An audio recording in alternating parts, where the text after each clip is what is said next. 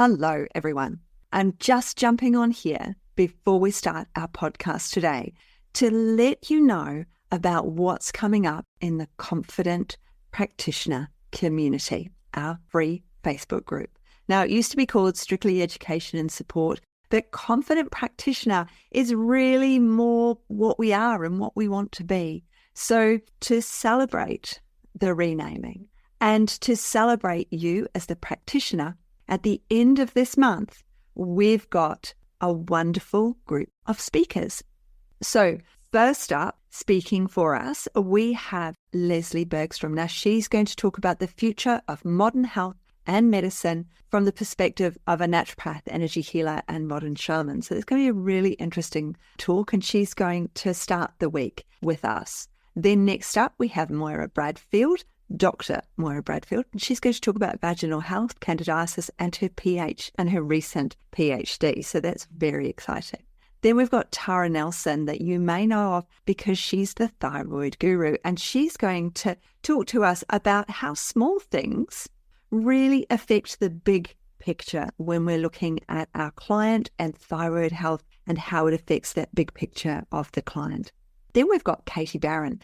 And Katie Barron, she's the physical examination guru, and she's the one who helps us to understand how important physical examination is as part of our consult, whether we're online or offline, okay? Whether they're in our clinic with us or whether we're seeing them online. Now, myself, I'm going to be talking, of course, about being that confident practitioner. I'm going to make sure that you understand and to help you in those consults. And we're going to be talking about scripts and things that we can say to our client to encourage them to come back, to encourage them to share you and your services with their friends and colleagues. Now, this is running from the 29th of April to the 3rd of May in the Confident Practitioner Community. And if you invite your friends, whoever invites the most people can win.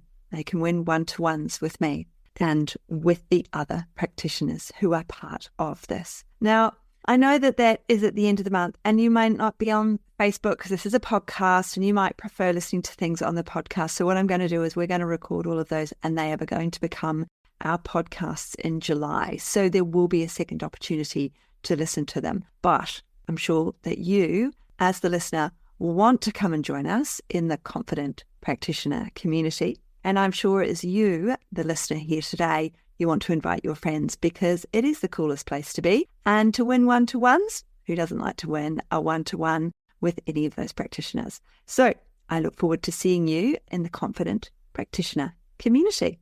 And let's get on with the podcast.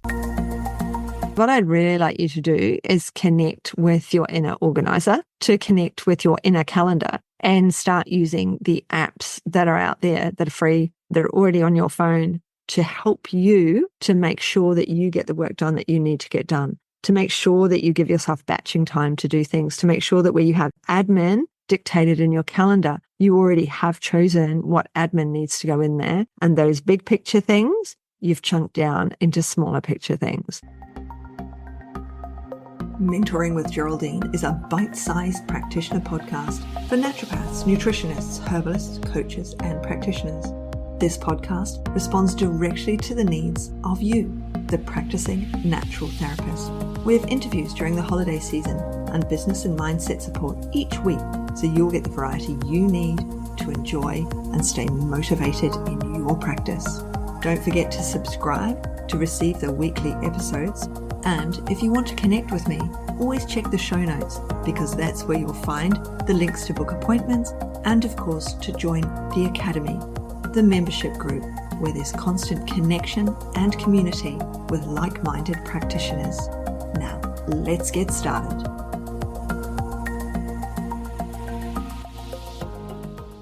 Hello, everyone, and welcome to Mentoring with Geraldine and the Bite Size Podcast. How the devil are you? So last week I said, let's talk about time control. Let's figure out how we're going to sort out our day. Now, as you know, I like to get up first thing in the morning, which is about 6:30 or just after 6 o'clock. And I have my coffee and I'll talk to the cat and I'll flick through social media. But 2 or 3 mornings a week, I walk. My husband walks to work. And so I walk halfway. So I walk to the parklands from where I live and then walk back again, which is about 8Ks. And I do that hopefully twice, if not 3 times a week. And if I don't do it in the morning, then I tend to notice that I jump up at about 3 o'clock and go for my walk. And it finally dawned on me that I was having this really productive time at 3 o'clock, 3:30, and I was getting a ton done. And that's because I used to have to head to school and do collection. So I get very motivated in the afternoon to get stuff done, even though my kids, my son's off living in Newcastle and my daughter is at university. So I certainly don't do the 3 o'clock thing anymore. But anyway, when we time package and time control, we have to figure out what do we normally do in a day.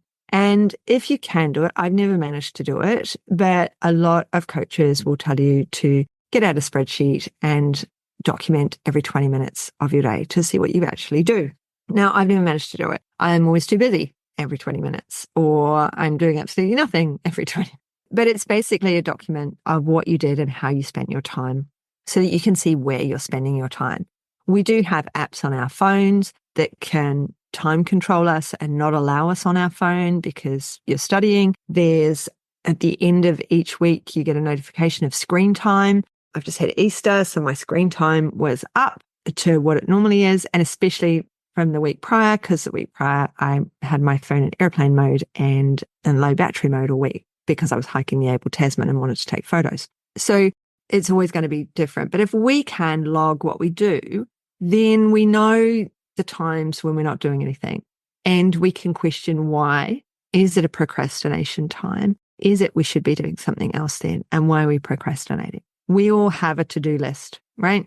My to-do list, I have one sitting on the arm of the sofa that I just fill it out and cross things out. So that's like big picture. It just said plants. And over Easter, I was like, right, this weekend I'm going, because I've got 4 days, I'm going to sort out all my indoor plants. If you've seen a photo of my house, then it's just full of indoor plants. I have so many indoor plants that have actually gone outside. So I was like, right, I have to deal with all of these plants. They all need watering, they need trimming, they need feeding, da, da, da, da. So I'm going to do that, and I'm going to tidy up these 2 cupboards, and I'm going to tidy up this spare bedroom. And then I spent one day out with my husband because it was beautiful weather. We went up the river and went on a steamship, proper steamship. Anyway, on the Murray River. And then the other day, a girlfriend of mine, her father died about 6 months ago. So she's finally able to get into the house. There was a little bit of a hoarder, so there's lots to be done. So I spent a day with her. So I actually only had 2 days. Plants got done, room didn't get done, and only 1 cupboard got done. So they're big picture things I've got on here. But I dedicated my weekend to my home. Okay, Easter weekend is a home weekend. I'm not doing any work. I've dedicated it to these things. These are big picture items. And I was doing like the 1 cupboard, and the plants were going on at the same time because I wanted to leave the plants to soak. So I had time to start on the cupboard, right? So when we think about controlling our time, we have very definitive work week and days off, or at least I hope you do, because it's really important that we have time off. And when we talk about controlling our time, we're talking about making sure that we've got self-care and family time and jobs time and happiness time in there. I mean, I did my whole back garden. I replanted the beds outside as well. I put in some veggies. I did all sorts of things that don't really constitute houseplants, but it just said plants. So that meant I did all my plants, right? Watered everything, did everything. But sometimes a big picture is much harder to deal with than the smaller picture, which is why it's a good idea to chunk down your day and see what you actually do. And if you can do 20-minute or half-hour, even 1-hour chunks to say, I did this, I did this, I did this, and not lying to yourself. Oh, I can't really remember what I did with that coffee this morning. Oh, yeah, babe, you played Candy Crush or whatever it was. I don't play Candy Crush anymore. I used to. I now have a farm. Anyway, so obviously not a real one. But when we think about all of these things that we're doing, how are we spending that time and why are we spending that time on that thing rather than on something more productive? Because procrastination is just avoidance, and it's not your fault. You're avoiding it for a reason. And what is that reason? We need to look inside ourselves and say, well, I'm scared of doing that. I'm scared. Or it's too big a job. I don't know where to start. That is always the one, isn't it? It's always that I don't know where to start. Which bit do I start in? Like this friend's, her father's house is not a true hoarder, not like the hoarded programs that you see that are just like, let's be really mean to this person and put them on telly. It wasn't a home like that. It wasn't dirty, but it was just full of stuff, right? So she walked in and it's her father. So she's just upset by it and so saddened. And so I was like, right, well, we're going to start obviously in the kitchen, which didn't actually need a lot of cleaning. It just needed a lot of organizing and throwing out of stuff. And then we've got these 2 rooms, which can very clearly, easily be tidied up with a bit of sorting and organizing. And then we start on the hallways later on, and that will be getting the lions in to take all these books away. So I was able to create the plan. I was able to chunk it down for her, whereas she was just, it's her dad's place. She's really upset by it. It's hard for her to deal, right? But that is the learning curve here on chunking things down. So remember, when we chunk things down, it's much easier. So we've got big picture words, write a blog. That's a huge big picture word, especially for someone like me who's a talker. It's really hard for me to think, what am I going to write a blog about? And then you've got all of the parts of a blog. Whereas somebody who's not a talker, they can go, yay, write a blog. But still, what are you going to write it about? That's still a big picture. Create a new website. That's still a big picture. I will put the link to some website templates in the show notes for you if you want them. It's a whatchamacallit link. So I get affiliate link. So I get a tiny, I think I get $50 or something. But they're really good. That's why I'll put it in there, because once you've got your template, then you could go, okay, I'm not building a website. And so I'm starting on page 1, 2, 3, 4, or I can get them to do it for me. And page 1, 2, 3, 4. And then I just have to get a host to connect it to their hosting service. Okay. But it's still a big picture.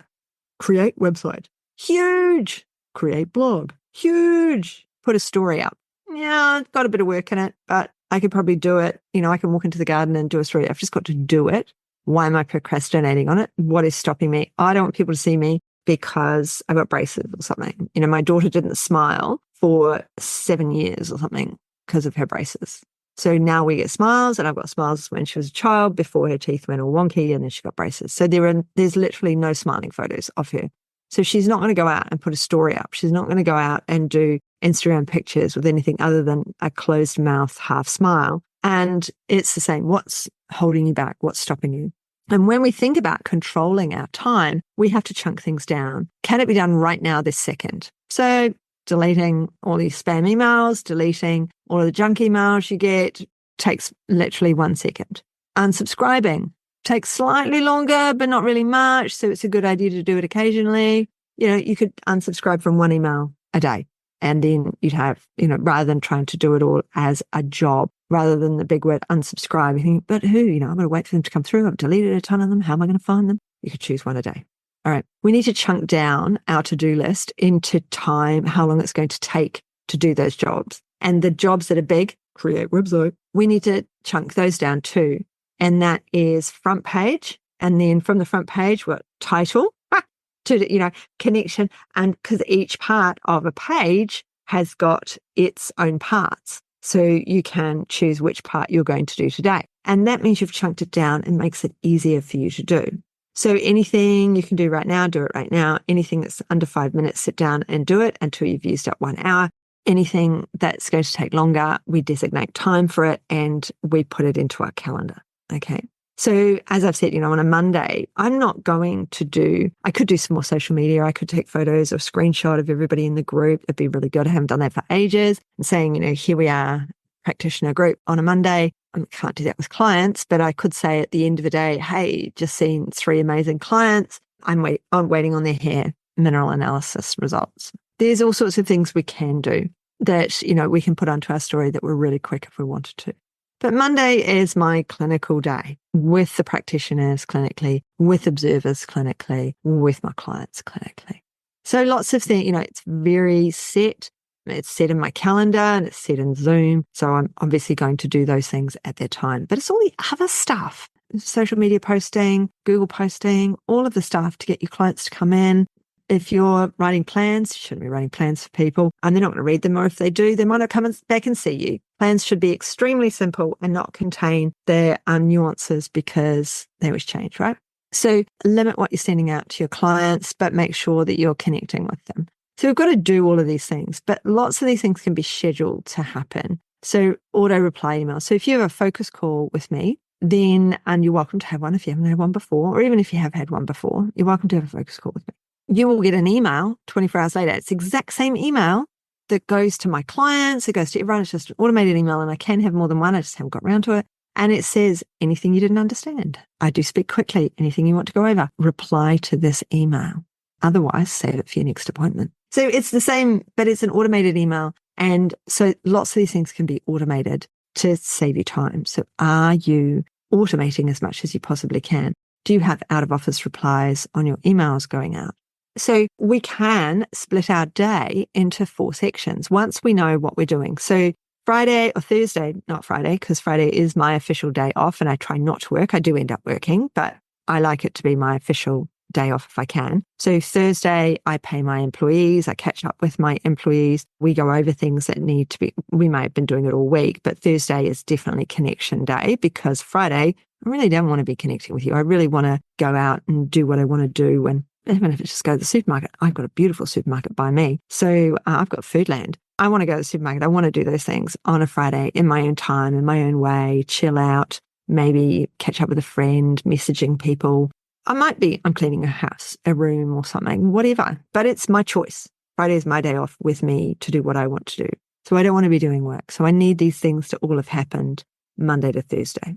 So Thursday, payday for my staff, payday for me. If I haven't done any billing, got to bill people, that will go out on a Thursday as well. Chances are because I'm sitting down doing it all. Now, when we've done I can do it in 2 minutes, I can do it in 5 minutes. Okay, this is a job that I need to break down and break it down properly into what I'm going to do first, second, and third, and how I'm going to achieve that.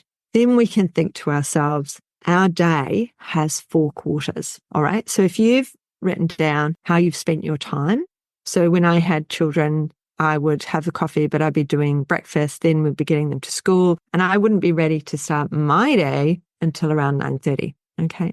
When we think about a split, it might be from 6 a.m. to 10 a.m. So my morning split is 6 a.m. to 9:30. But then I've got that half an hour of, okay, what am I going to do? I've got my list. Top of my list is podcasting for Ella because I'm behind. And she will be saying, Geraldine, I haven't got anything to put out. What are we talking about? Need a podcast. So priority. So this is my priority for this morning. So 6 a.m. to 10 a.m. might be one of your splits in your day. And what are you doing in that? You've got your morning routine. So 2 to 3 mornings a week, I go for a walk with my husband. He walks to work. So I walk to the parklands and walk back again. It's about 8 Ks round trip. So I do that 2 to 3 times a week. And I'm always home by about 9:30, right? So I'm ready to go from 10.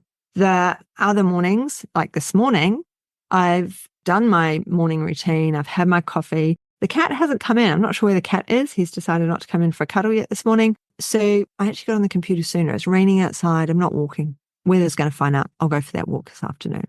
But 6 to 10 a.m., you might have that deep work session. You might have some co-working. In the academy, we were co-working for a while. People stopped turning up, so I stopped doing it. But that's not to say you can't do it with colleagues. And co-working is when you just go on the Zoom and they're working and you're working and you're just working, and then a timer goes off and then you chat for 5 minutes and then you work again. And it means that you get stuff done because you've got somebody sitting opposite you like you would in an office. Okay. So when we've split up that day, we might split it up from so mine's 6:30 to 9:30. But when we look at the numbers, it's probably 6 to about 10 a.m. because then we're going to have a coffee in there, maybe morning tea, something like that. Then we've got midday. Now, mine midday is probably 9:30 to 12:30 where I sit down and I bulk work. So maybe 10 actually to 12:30 because I've had that half an hour maybe of a decaf, or actually it's not, is it? It's always my drink that I have. I have like a vitamin B drink with all these different things in it. So I'd go and make that and I'd be sipping that at my desk. But that's kind of the 10 till 2 marker. And on my Monday, that's easily filled with my group, with my clinical group and with my observers, right? So that happens on a Monday. It only happens on a Monday. The other days, what am I doing 10 till 2? That, we're going to have our lunch. You might do some exercise because that's where I would have my afternoon exercise if I hadn't had my morning walk. I've got another walk that I do if I manage to get out about 2 o'clock. That actually misses all of the schools. I'm surrounded by schools, and I found one walk that doesn't have a school on it. So I can easily, there are cars and children and parents, vying for parking spaces, and I can go for that walk. We've got to get that lunch in there, that healthy lunch. We've got to get that time, that brain time in there. And for me, that exercise, if I haven't already done it, but sometimes I'll do it, I might go on that walk anyway, because I've intensively worked. And so I want to blow some air through my brain. Then in our afternoon, like the second quarter is after lunch, it's until you finish work, really. So that's probably the 2 till 6 p.m. So for me, that's 2 till about 5:30. I like to stop work at 5 if I can, except on Monday, I do late night Monday. But I really like to be done at 5, to clock off at 5. So when I had the kids, I had to clock off at 3:30. Except on a Monday when I did my late night, and my husband would come home earlier and look after the children. So what are we doing in that time? So that's actually quite a productive time for me in the afternoon. As I said, probably because back in the day I had to rush, and then I had to rush and get the children, and I had to rush to the after school activity, or I had to rush them home to put food in them because they were hungry, whatever it was. So I actually find that time in the afternoon to be very, very productive. And I get quite a lot done. I get admin tasks done. I might be seeing clients. Monday back in the day, my first client would be at maybe 1:30, 2 o'clock, depending. So if it was 1:30 to 2:30, then I'd have a 2:30 to 3:30. Sometimes it'd be a 1 to 2 and then a 2 to 3. Often the 2 to 3 was like a primary school child. So the mother would they've got school. I go, yeah, but they don't do anything in the last 15 minutes. It means parking's easier for you. Why don't you come at 2:30? Oh, yeah. They collect the child and the homework, they come for their appointment, and then they were on the road sooner than everybody else. 3:30, the kid that gets picked up from school. The 4:30 would be the teenager from high school, because they'd have to amble round and take their time. And then 5:30, 6:30 and 7:30 would be business people, because late night Monday people are used to going out in the evening to do tasks, and they're happy to go and see their health practitioner out of hours, right? And I do lunchtime clients as well. So no new clients, only old clients. So we've got our admin tasks, we've got our meetings, we're seeing clients, we're being productive, all right? So we could pick days where we're not seeing clients, or you've not got your books open to clients, as admin time. So to get that stuff done. So for me, it used to be a Tuesday morning, and it was in my diary. Every single Tuesday morning was bookwork. It was it's paperwork, I think I had written in there. And that was organizing all my invoices and receipts, putting them in an envelope, waiting for the envelope, waiting for the latest statement to come. I put a statement in, I put the envelope in the post to my bookkeeper, Marie's Bookkeeping up in Cobar.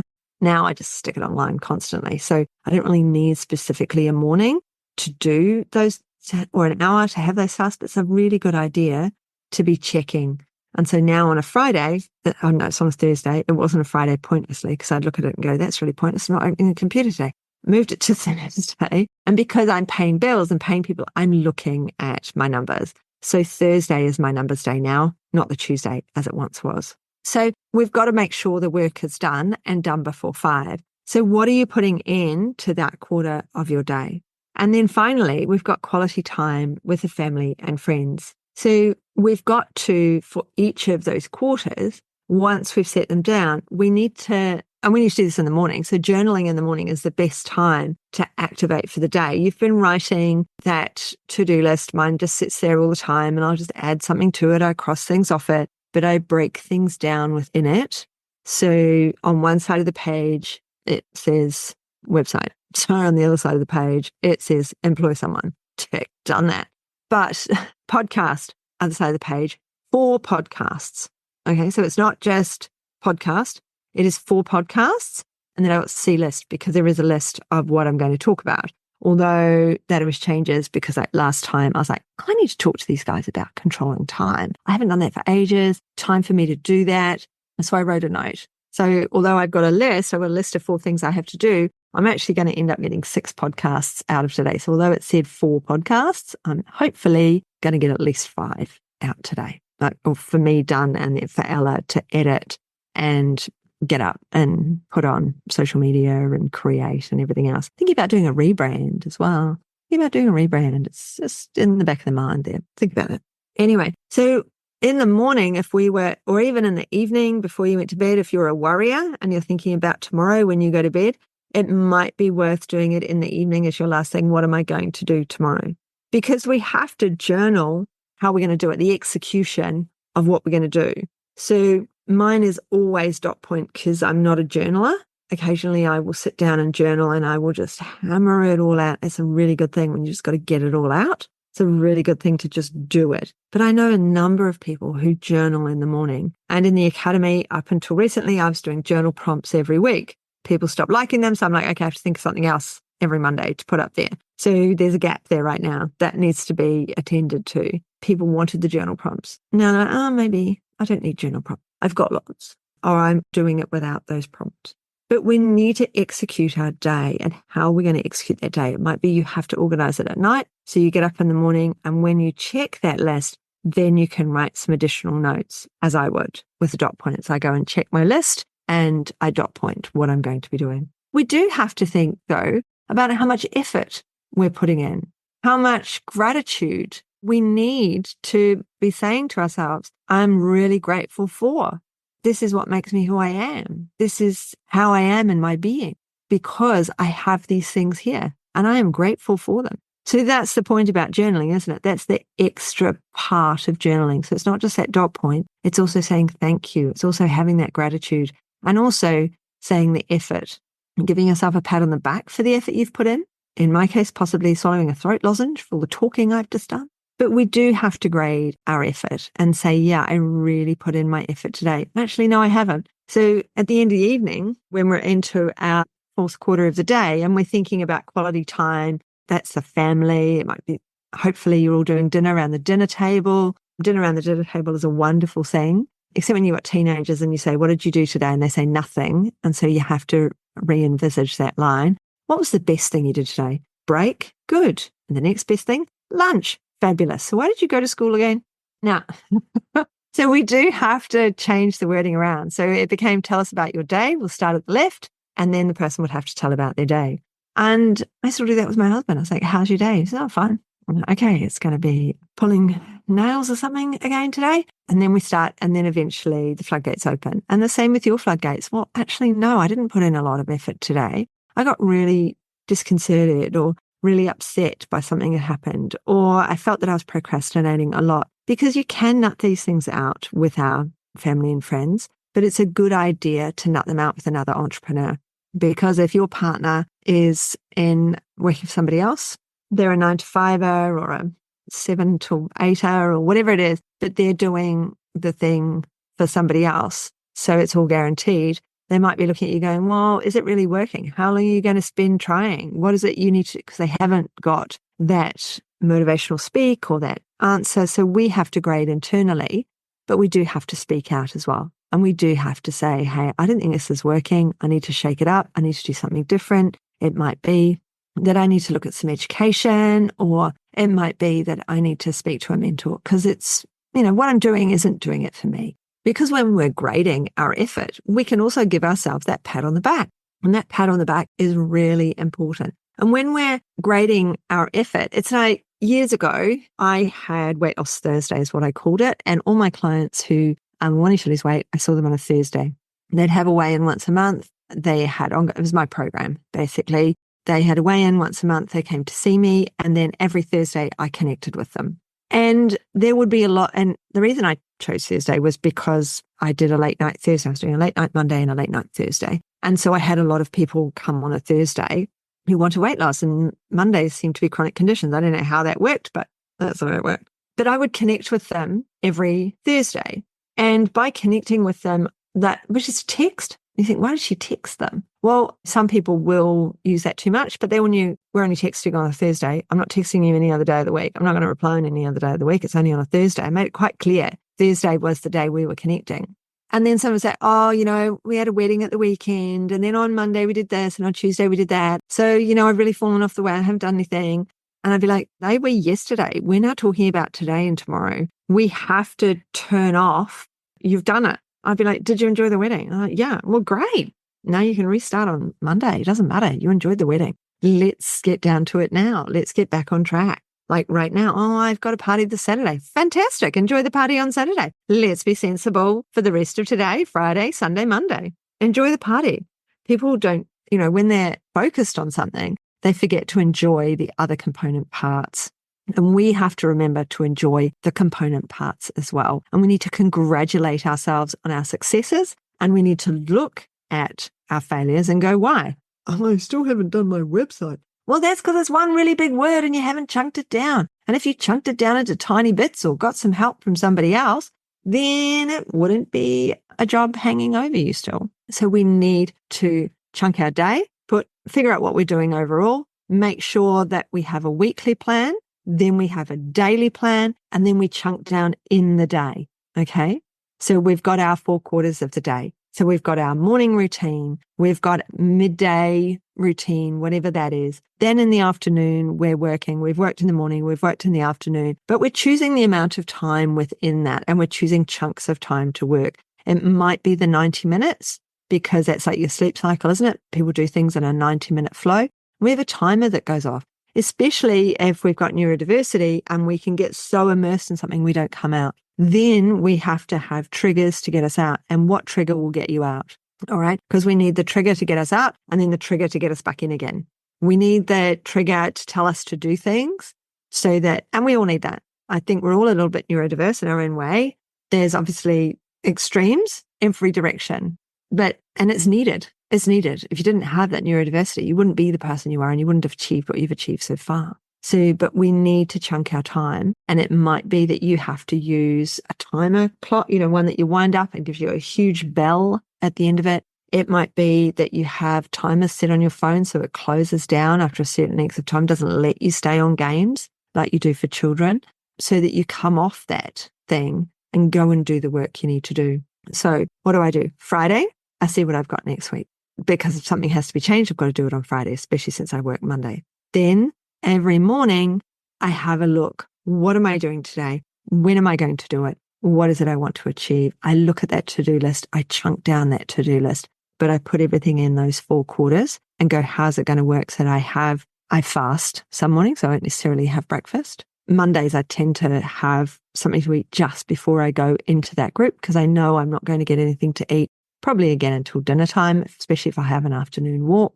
So when am I going to eat? What times am I going to do that? And I will set timers. I will write down, or I will know, okay, 10 a.m. I have to eat because I'm online from 11:30, or I have to eat at 11 because I'm on, which means starting at 10:30 if I'm cooking. So Friday, then Monday, Tuesday, Wednesday, Thursday, Friday, and also choosing what you're going to do at the weekend. So I'm always saying to my husband about, sort of Wednesday, Thursday, are you working this weekend? Because he works at the weekend sometimes. So I'm like, are you working? Oh, no, you're not. Okay, what's the weather like this weekend? Oh, maybe we can make a bit of a plan to do something. Like Easter, one of the days, beautiful weather, we went upriver. Now, it can be hard with the weather to decide where you're going or what you're doing, but it's a good idea to have, mate, we haven't been to the art gallery in ages, or haven't been to the museum in forever. Has it changed? Is it still the same as when the kids were little and we used to go relatively often to see the squid down the stairs? That will only mean something to people in Adelaide. A giant squid. There's a giant squid. Anyway, chunk that day down and then do it every morning so you know what to expect with your day. And then when you get halfway through the day, so in the afternoon sometime after your lunch, evaluate, what have I done today? What have I achieved today? When my hubby comes home tonight and we sit down and say, what did you do today? He's going to talk about his day. He's going to talk about, and it's busy where he's working at the moment. So, I'll hear all of that. And he's going to say to me, what did you do today? And I'm going to say, wow, I managed to batch some podcasts. Really pleased with myself. I've managed to do all of this work. And because I managed to connect up one of the AI bots to it, I now also have a blog. So there's ways of doing things to help ourselves, because I'm not a blogger, but now I have a blog because I've put in the AI to do it for me. All right. So let's think about chunking out that day. Let's think about time controlling what we do, making sure you use your calendars, make sure you use alarms, and make sure you use some of those systems out there that are going to turn off the things that you shouldn't be doing. If you end up playing a game and suddenly realize 3 hours later you're doing it. It's like me and TikTok. Once I'm on TikTok, I just start on TikTok and I'm there for hours. So I only allow myself TikTok on a Sunday evening. Why Sunday? Who knows? Probably because I've just had a look at my week and what's coming up and what I have to do. And I want to relax before I go to bed, and there's nothing on the telly. So I end up on TikTok, but it's not really relaxing, is it? because you're watching something else. So then I realized I've been on TikTok for ages. I go to bed and I read a book, get a book with pages, paper that you turn. You may have seen one. You may not have as well, depending your age. Anyway, that is where I'm going to leave it today, because what I'd really like you to do is connect with your inner organizer, to connect with your inner calendar, and start using the apps that are out there that are free, that are already on your phone, to help you to make sure that you get the work done that you need to get done, to make sure that you give yourself batching time to do things, to make sure that where you have admin dictated in your calendar, you already have chosen what admin needs to go in there. And those big picture things, you've chunked down into smaller picture things. 5 reels. What are they going to be on? Where's the content? How long will you need? Then you've got to edit them. Is that going to be one a week? Are you going to start? Are you going to record them all and then post them live once a week? Because then you can edit them at the time, because you've already got the ideas for the month. What is it? How are you going to chunk everything down so you get it done and you put it in the time slots that you've worked out because you've corded everything up? How are you going to make sure you're patting yourself on the back for having done the jobs you've done? And how are you going to look at your failures? I ate that extra biscuit. Who cares, man? It was really good. It tasted really good. You don't have to do anything because you ate the extra biscuit. Or in our case, you played extra long, or you went for a walk when you should have been working. We have to look at, why did I avoid that task? And how can I get back on track? Because I'm just going to get back on track. There's no loss. There's nothing. I'm not going to beat myself up over that time lost. It's gone. It's finished. It's then. We're talking about now. Let's move forward. And how can we figure out what was wrong, break it down, and make it easier for ourselves? So I hope that's helped today. I might have to stop my batching because my throat is beginning to go. So next time around, what are we going to talk about next time? Next time, I reckon let's talk about income streams, because we touched on that the other day, didn't we? We touched, and that's to do with time control as well. If you've got more than one job and fitting it all in, and other income streams, because in the academy, we're working on publishing our book. And will that become an income stream? Or does that mean that you can then say, I'm a published author? I'm a published author. I've got my first thing on Amazon. So yeah, I think that's our way forward. I think that's going to be next time. But I think I need to go and care for my throat for 5 minutes. So have a good one. And I look forward to speaking with you, seeing with you, you hearing me, whatever the words are, on the next cast. Have a good rest of day. See you soon. Thanks so much for joining me today. Don't forget to rate, review, and subscribe to the podcast for the weekly episodes. If you'd like even more support and learning, then the Academy is for you. Here you'll find part 2 of the herbal discussions, more clinical learning, and case studies to support your clients in practice. Bye for now.